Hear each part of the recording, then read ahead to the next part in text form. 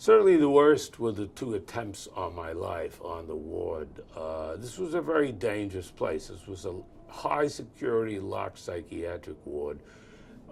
We had a lot of murderers on this ward who were there for observation by the shrinks who would testify at their trials. And we had 2 deaths on that ward. You're not supposed to have deaths on psychiatric wards. Well, very luckily, one of them wasn't mine. I'd have been the 3rd death.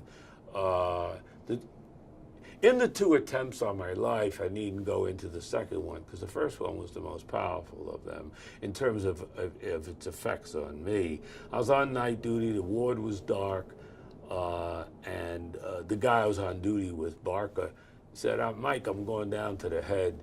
I'll be right back. And I sat there reading a book. Couldn't see anything because the light of the desk was in my eyes.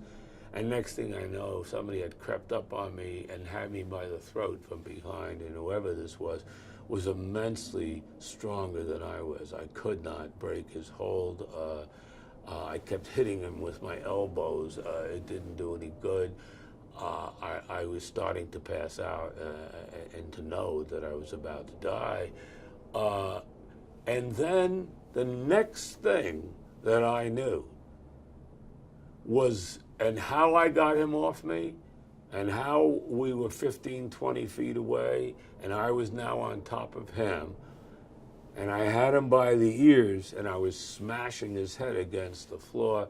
How that all came about, it's not just I don't remember it now, I didn't know it then. I mean, I talked about it with my colleague, and he had come back and shaken my shoulder. Mike, what are you doing? What are you doing? And he thought I was just trying to kill one of the patients. Call it adrenaline, call it rage, I don't know what it was. But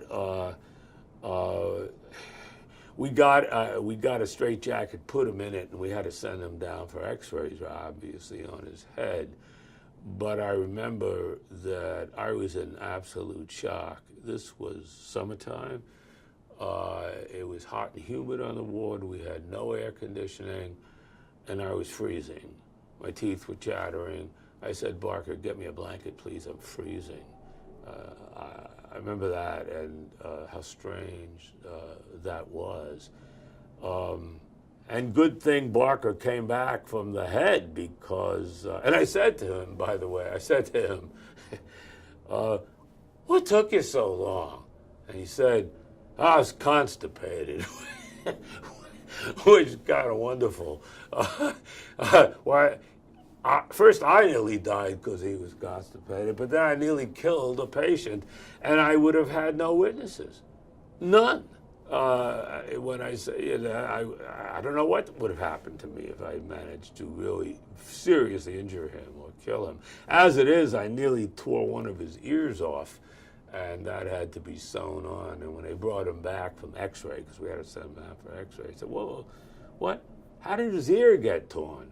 And so Barker and I said, we don't know. We found this guy on the floor, banging his head against the floor.